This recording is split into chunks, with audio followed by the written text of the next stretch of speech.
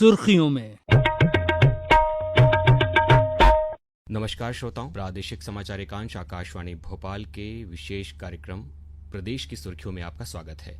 मैं हूं अभिषेक कटियार। इस हफ्ते की सुर्खियों का विषय है वैश्विक शक्ति के रूप में उभरता भारत। इस विषय पर चर्चा के लिए हमारे साथ आज स्टूडियो में मौजूद हैं माखनलाल चतुर्वेदी, राष्ट्रीय पत्रकारिता एवं संचार विश्वविद्यालय के कुलगुरु विजय मनोहर तिवारी जी। सर, आपका स्वागत है हमारे आज के इस कार्यक्रम में। नमस्कार विजय जी, अगर पिछले दशक की हम बात करें तो हम देखते हैं कि भारत की प्रतिष्ठा संपूर्ण विश्व में एक अलग ही मुकाम पर पहुंची है। फिर हम चाहे देश की विदेश नीति की बात करें या फिर आर्थिक परिदृश्य या फिर किसी अन्य क्षेत्र की बात की जाए, भारत की बात अब पूरे वैश्विक मंच पर सुनी जाती है। इसे किस तरह से देखते हैं? देखिए, जिन्होंने 2014 के पहले भारत को बहुत नजदीक से जाके देखा है और उसके बाद जो परिवर्तन हुए हैं, तो आप एक जमीन आसमान का फर्क महसूस कर सकते हैं जी। मीडिया में रहते हुए मुझे रिपोर्टिंग के दौरान 2014 के पहले पूरे भारत की लगभग 8 परिक्रमाएं करने का अवसर मिला।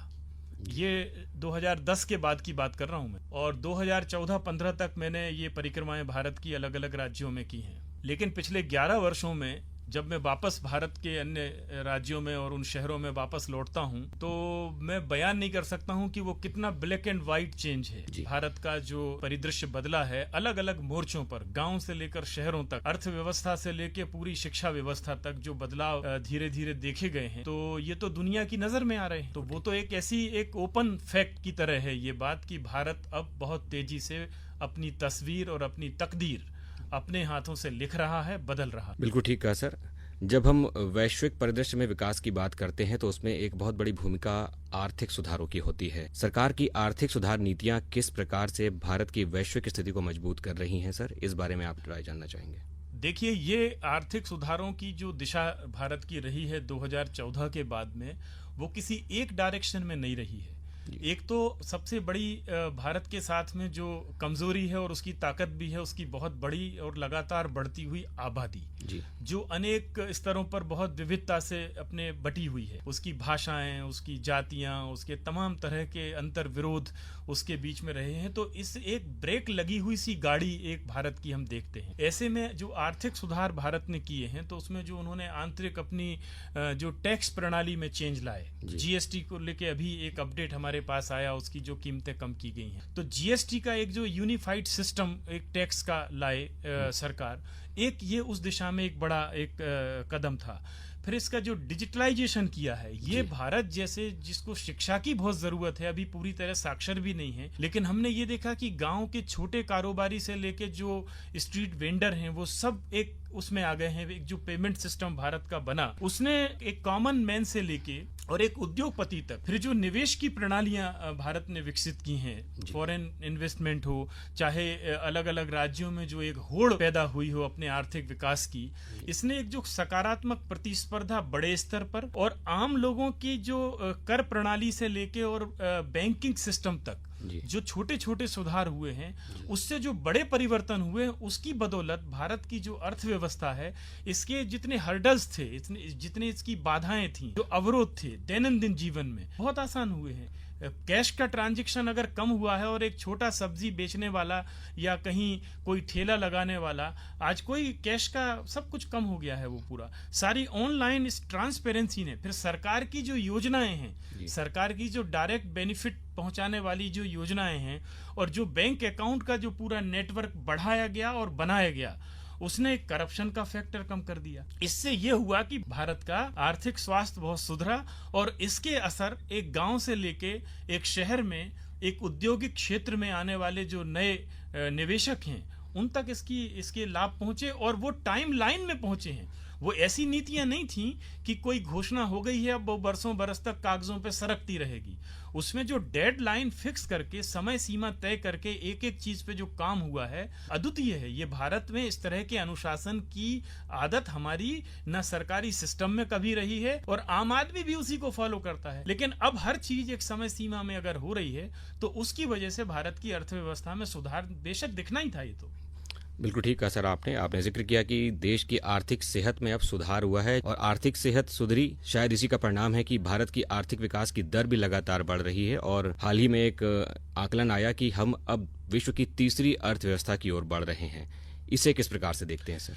देखिए, मैं अगर बात करूं कि भारत का जो सबसे प्रभावशाली अभियान क्या रहा है, जिसके बहुत दूरगामी एक पॉजिटिव इफेक्ट हुए हैं, तो बहुत सारी बातें हुई हैं। अपनी मेक इन इंडिया बात हुई, स्किल पर बात हुई, शिक्षा नीति पे काफ़ी काम हो रहा है। एक नई शिक्षा नीति हमारे सामने आई और वो बड़ी तेजी से उसका परिवर्तन हम देख रहे हैं। लेकिन अगर 10 वर्षों में हुए बड़े बुनियादी बदलावों की फेहरिस्त में अगर आप मुझसे पूछेंगे कि सबसे प्रभावशाली अभियान क्या रहा, तो मैं पत्रकारीय जीवन के मैंने बड़े लंबा समय, लगभग 12 साल मैंने भारत के सबसे गंदे शहर में बिताए हैं, जो इंदौर है। बिल्कुल नर्क हो चुका शहर था ये 2014 के पहले, और ऐसा शहर था ये, भारत मध्य प्रदेश की आर्थिक राजधानी इसको कहते हैं, लेकिन इसकी सारी पुरानी नदियां मर चुकी थी। ये पूरी तरह से बदहाल, आशाहीन और एक बिल्कुल कूड़े का ढेर बन चुका था। ये मैं कह रहा हूं तो मुझे बड़ा अफसोस है कि ऐसी हालत में हम पहुंच गए थे। लेकिन भारत स्वच्छता अभियान, सरकारी सिस्टम वही है, अधिकारी कर्मचारी वही हैं, वही बजट की प्रोसेस है, कुछ भी नहीं बदला है। लेकिन एक प्रधानमंत्री भारत स्वच्छता अभियान लेके आते हैं और वो ये कहते हैं कि यार अपने शहर साफ करो, झाड़ू लगाओ, ये क्यों कचरा फैला रखा है। और वही इंदौर शहर आज देश में सर्वाधिक स्वच्छ शहरों में नंबर 1 पे लगातार बना हुआ है। तो ये चमत्कार कैसे घटित हो गया? भारत के आपने अपने पूरे रेलवे ट्रैक देखे होंगे, रेलवे स्टेशनों की हालत देखी होगी, सब ओपन टॉयलेट की तरह ये ट्रेनें चल रही थी, सारे प्लेटफॉर्म पे आप खड़े नहीं हो सकते थे। भारत एक लगातार बढ़ती हुई आबादी के बोझ तले दबा हुआ देश है। इसकी जो तमाम समस्याएं हैं उसमें भारत स्वच्छता अभियान ने उनके पहले ही कार्यकाल में 2019 के पहले ही जो एक अच्छी इच्छा शक्ति से, उसी मशीनरी से जो काम लेके दिखाया है, इससे जो इसकी सेहत सुधरी, तो आम लोगों में एक आशा जगी कि इस देश में कुछ अच्छा बदलाव हो सकता है। तो उसके असर फिर व्यापक होने ही थे। जब देश के अंदर ये चल रहा है तो इस पे नजर रखने वाले हमारे एनआरआई भी पूरे दुनिया के 150 देशों में भारतीय रहते हैं। भारत का जो समाज है वो दुनिया के 150 देशों में बहुत अलग अलग लेवल पे बड़े रोल प्ले कर रहे हैं वो। तो इस तरफ उनका ध्यान, तो एक सकारात्मक ऊर्जा का वातावरण देश में बना। मैं उसमें भारत स्वच्छता अभियान को उनके तमाम जो अपीलें हैं, चाहे वो अर्थ जगत से हो, चाहे वो कारोबारी जगत से हो, चाहे वो आम लोगों से हो, भारत स्वच्छता अभियान ने भारत के प्रति लोगों के देखने की दृष्टि को बदलने में बहुत बड़ा रोल प्ले किया है। बिल्कुल ठीक कहा सर आपने। और 2014 के कार्यकाल के बाद जो पहला सबसे बड़ा मिशन था वो स्वच्छ भारत अभियान ही था, और उसका एक सकारात्मक परिणाम हमने विगत वर्षों में देखा। सर, जब हम वैश्विक परिदृश्य में एक शक्ति के रूप में उभरते हुए देश की बात करते हैं तो उसमें उस देश के मानव संसाधनों का एक बहुत बड़ा रोल होता है, उसकी एक भूमिका होती है। और मानव संसाधन को विकसित करने में सबसे बड़ी भूमिका होती है शिक्षा और कौशल विकास की। तो भारत की शिक्षा और कौशल विकास नीतियों ने देश के मानव संसाधनों को कैसे सशक्त बनाया है? सर, इस बारे में आपकी राय जानना चाहेंगे। देखिए, 2020 में जब नई राष्ट्रीय शिक्षा नीति लाई गई तो उसके जो प्रावधान थे वो बिल्कुल एक अलग डायरेक्शन में ले जाने वाले मौलिक प्रावधान थे। सबसे बड़ी बात यह है कि भारत की शिक्षा प्रणाली को भारत केंद्रित बनाया गया। जिस शिक्षा प्रणाली के केंद्र ही इधर उधर बिखरे हुए थे, उधार के विचारों पर, उधार के दर्शनों पर, विदेशों से प्रेरित सारी दर्शन परंपरा उसमें थी। तो नई शिक्षा नीति में जो प्रावधान किए गए उसमें जो बड़ा बुनियादी बदलाव है उसमें पूरी शिक्षा प्रणाली को भारत केंद्रित किया गया है, और उसके बदलाव आने वाले समय में आपको दिखाई पड़ेंगे। इसके अलावा जो कौशल विकास की बात प्रधानमंत्री जी ने शुरू से की है सरकार ने, और उसकी दिशा में कौशल को डेवलप करने के लिए युवाओं में ये मैसेज देना कि आप नौकरी पर ही आश्रित ना रहें, बल्कि आप नौकरियां जनरेट करने वाले बने। इसके लिए जो स्किल डेवलपमेंट की बात हुई है, मुझे लगता है कि 2014 के इलेक्शन में आने के पहले क्या राजनीतिक प्लान रहे होंगे, मुझे नहीं उसके बारे में कुछ ज्ञान है, लेकिन 2014 के बाद में नीतिगत रूप से भारत ने अपने आप को आर्थिक रूप से, शैक्षणिक रूप से, स्वास्थ्य की दृष्टि से, साफ सफाई की दृष्टि से, जन जागरूकता की दृष्टि से और अपने आप को हर दृष्टि से आत्मनिर्भर बनाने की जो चेष्टाएं अलग अलग दिशाओं में की हैं, ऐसा लगता है कि एक पूरा मास्टर प्लान पे कोई काम हो रहा है।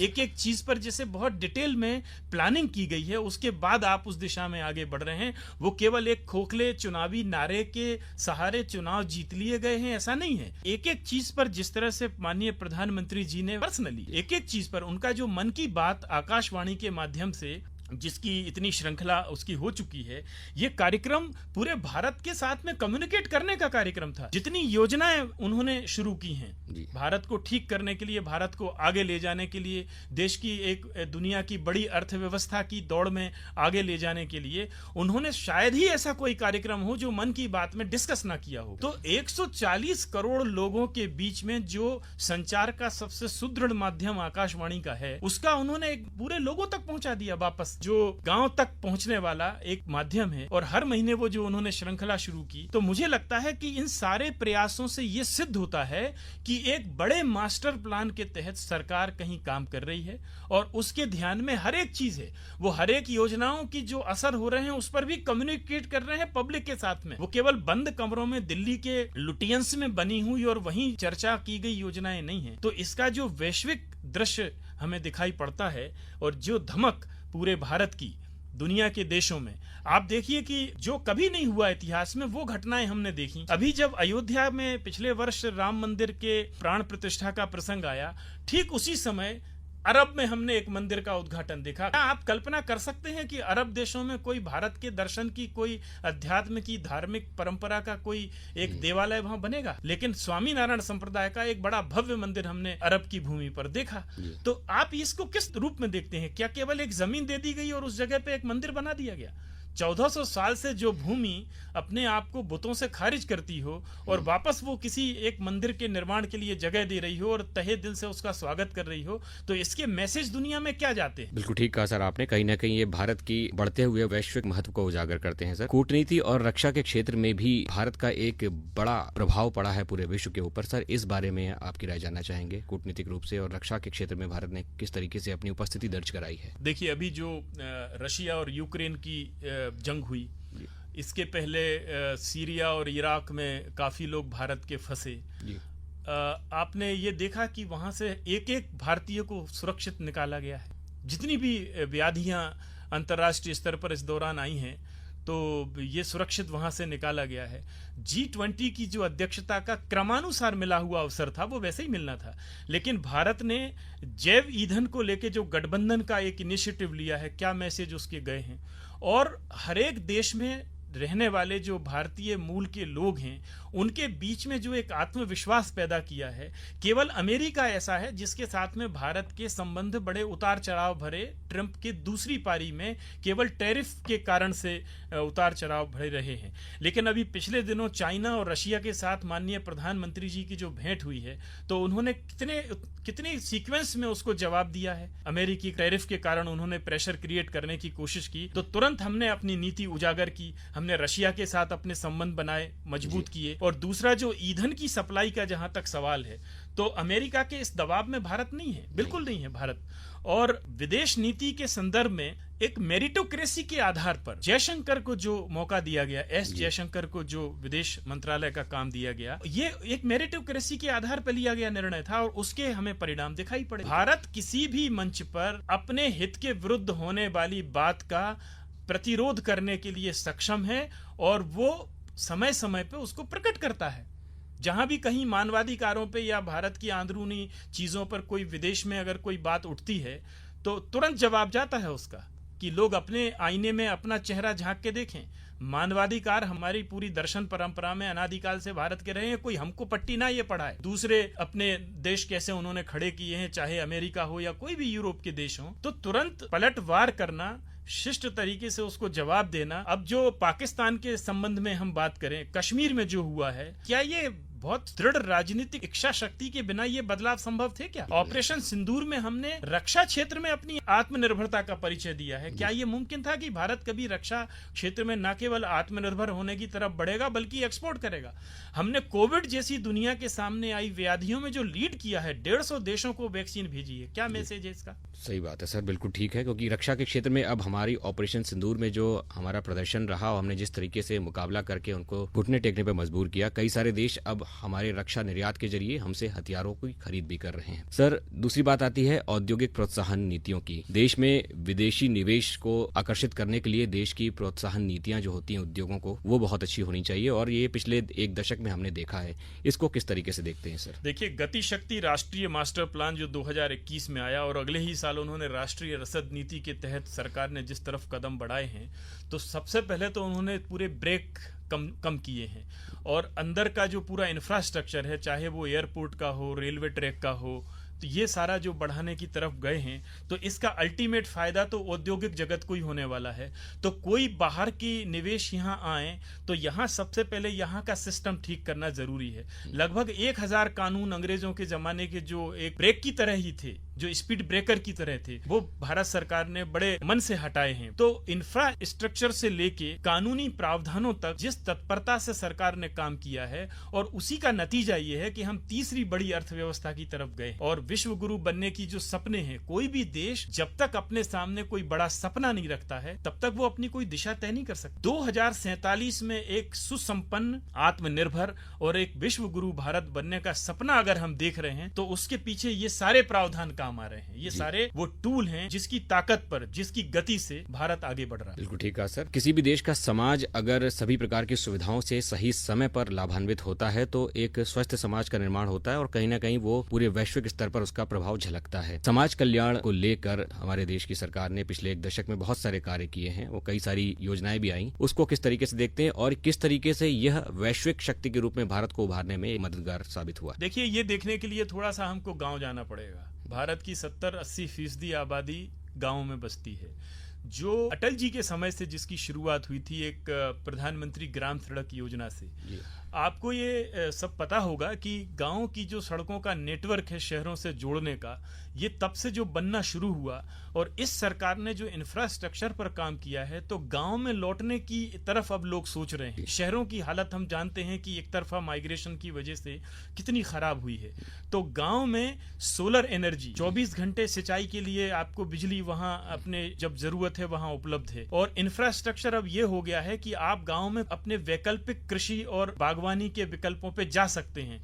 उसकी वजह से जो उत्पादन बढ़ा है, तो क्या हुआ है कि गांव की अपने शहरों से मंडियों से कनेक्टिविटी बड़ी अच्छी हो गई है पहले से। अब बिजली की पहले जैसी समस्या नहीं रही है। तमाम सारी जो सब्सिडी की योजनाएं हैं सरकार की, उसका लाभ उठाते हुए और पूरा जो डिजिटल प्लेटफॉर्म पर अब आपको तहसीलों में कहीं भटकना नहीं है। तो गांव के समाज में जो परिवर्तन आया है, बहुत तेजी से आया है, उसका वहां की बदली हुई अर्थव्यवस्था में दिखाई पड़ता है। वो वहां के सामाजिक जनजीवन में आपको चीजें दिखाई पड़ती हैं। करप्शन का काफी हद तक जो परेशानी थी, उससे लोग डिजिटल के कारण बचे हैं। तहसील रेवेन्यू डिपार्टमेंट में उन्होंने समय सीमा में सारी सेवाएं फिक्स कर दी हैं। अब आप लेट नहीं हो सकते वहां। तो इसकी वजह से जो सामाजिक जीवन में जो चेंज आया है, उससे एक सकारात्मक वातावरण पूरे देश में बनता हुआ हम देखते हैं। मैं खुद एक छोटे से गांव से आता हूं और ये मैं अपने अनुभव से बात कर रहा हूं। बिल्कुल ठीक कहा सर आपने, और ये बहुत अच्छी बात कही कि पहले कहा जाता था कि जो कदम गांव से शहर की तरफ जाते हैं वो वापस नहीं आते, लेकिन अब शहर से वापस गांव की तरफ आते हैं, क्योंकि कई सारे नए नवाचार अब स्वागत करते हैं आगे बढ़ने के लिए। अगला प्रश्न भी मेरा इसी पर है कि नवाचारों को बहुत प्राथमिकता दी है हमारी सरकार ने पिछले 1 दशक की बात करें, इसको किस तरीके से देखते हैं? देखिए, उसमें सबसे बड़ा जो ease of doing business ranking में भारत 2014 से 19 के बीच में उसको 79 पोजीशन का सुधार किया है। ये रिमार्केबल है, ये बहुत बड़ी बात है, इतना बड़ा चेंज आना। फिर पिछले 1 दशक में जो पेटेंट अनुमोदन के मामले में 17 गुना वृद्धि दर्ज की गई है भारत में। 17 टाइम्स हम आगे बढ़े हैं, जो केवल नवाचारों के कारण है।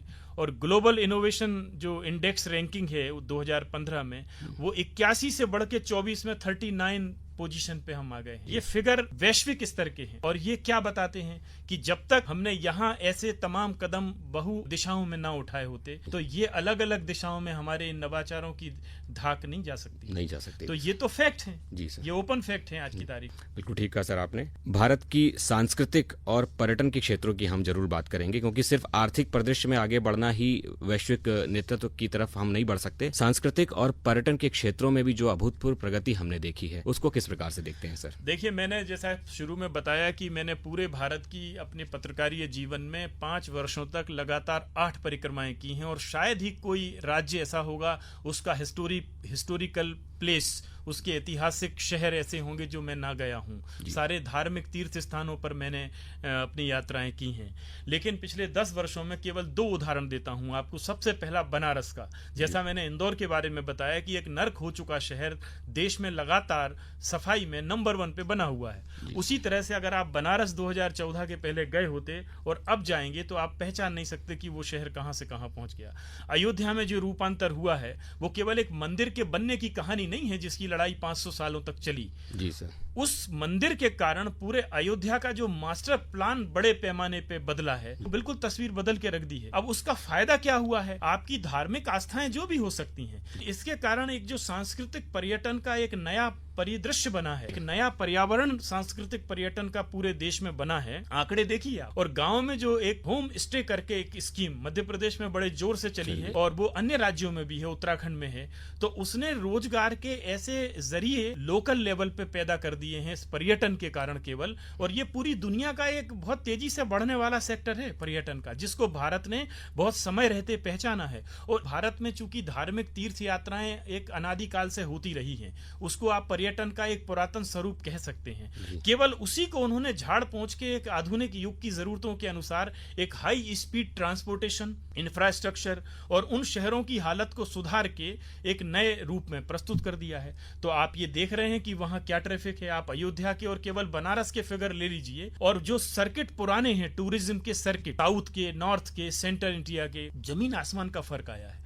इससे क्या है कि जो सरकारी नौकरियों पर निर्भरता है वो काफी कम हुई है और रोजगार के ऐसे इनडायरेक्टली इतने सारे सेक्टर खुल गए हैं कि इसका फायदा जो है कुल मिला के रोजगार के अनेक क्षेत्रों में लोगों को मिल रहा है। उसमें होटल हैं, उसमें ट्रांसपोर्टेशन है, उसमें टैक्सी ट्रेवल एजेंसियों के काम जरा देखिए कि कितने तेजी से बढ़े हैं। बिल्कुल ठीक कहा सर आपने। अभी हाल ही में प्रयागराज के महाकुंभ में हमने उसका एक विस्तृत रूप देखा था और आगामी हमारे मध्य प्रदेश में भी उज्जैन में जो सिंहस्थ लगने जा रहा है, एक धार्मिक पर्यटन ने सांस्कृतिक चीजों को काफी आगे बढ़ाया है। कुल मिलाकर देश को जब हम वैश्विक स्तर पर देखते हैं तो हमें एक नई तस्वीर पिछले 1 दशक में देखने को मिलती है जो पहले नहीं थी। भारत की वैश्विक प्रतिष्ठा और प्रभाव में बहुमुखी वृद्धि हुई है। इसको किस प्रकार से देखते हैं, अगर मैं इस पूरे चर्चा का सार में आपसे जानना चाहूँ तो? देखिए, अनेक क्षेत्रों में जो भारत है उसकी तरफ दुनिया के खासतौर से साउथ एशिया के देशों की जो निगाहें हैं वो एक लीडर की तरह देखते हैं भारत को। और पूरी दुनिया में जो भारत को देखने की एक आदत थी, एक जो पुरानी दृष्टि थी कि हम एक विकासशील देश हैं। विकासशील देश का मतलब यह है कि हम एक ऐसी दूसरे गियर में चल रही एक ऐसी गाड़ी हैं जो शायद ही कभी टॉप गियर में आ पाएगी, क्योंकि हमारे अंदरूनी हालात भी वैसे ही थे और उस कारण से जो बाहर के परसेप्शन थे वो इतने बिगड़े हुए थे। लेकिन इन 10 सालों में जो अलग अलग दिशाओं में जो सघन प्रयास हुए हैं समय सीमा में काम को पूरा करने की तरफ भारत ने अपनी जो आदतें बदली हैं सिस्टम ने, उसके परिणाम तो ये होने ही थे। और इसके आगे जो एक नंबर 1 की तरफ हम अर्थव्यवस्था की तरफ ले जाने के जो सपने हैं, कोई भी देश सपने देख के ही तो आगे बढ़ेगा। आप अपने कल के लक्ष्य कुछ तय करेंगे तब तो आज कुछ करेंगे। तो कल के किसी लक्ष्य के लिए जो 2047 जब भारत आजादी के 100 साल मनाएगा, सरकार ने ये जो सामने रखे हैं और उनको पाने के लिए कुछ कदम आगे बढ़ा रहे हैं। मैं कहता हूं कि हमें पता ही नहीं था कि हमें जाना कहां है, और हमने अगर एक लक्ष्य तय कर लिया है और 100 कदम तय कर लिए हैं और 60 भी हमने पूरे कर लिए, 50 भी कदम हम आगे बढ़ पाए, तो हमारे लिए तो वो 100% ही है। बिल्कुल ठीक कहा सर आपने। और वो बढ़ाए हुए 60% कदम भी हमको दिखाते हैं परिणामों के रूप में। श्रोताओं, तो ये था हमारा विशेष कार्यक्रम प्रदेश की सुर्खियों में, जिसमें वैश्विक शक्ति के रूप में उभरता भारत इस विषय पर एक सार्थक विमर्श हुआ माखनलाल चतुर्वेदी राष्ट्रीय पत्रकारिता एवं संचार विश्वविद्यालय के कुलगुरु विजय मनोहर तिवारी जी के साथ। सर, आपका एक बार पुनः धन्यवाद कि आप इस सार्थक चर्चा में अपने अमूल्य समय के साथ हमारे साथ शामिल हुए। श्रोताओं, आज के लिए इतना ही। फिर मिलेंगे इसी समय पर किसी अन्य विषय के साथ। मुझे दीजिए इजाजत। नमस्कार। सुर्खियों में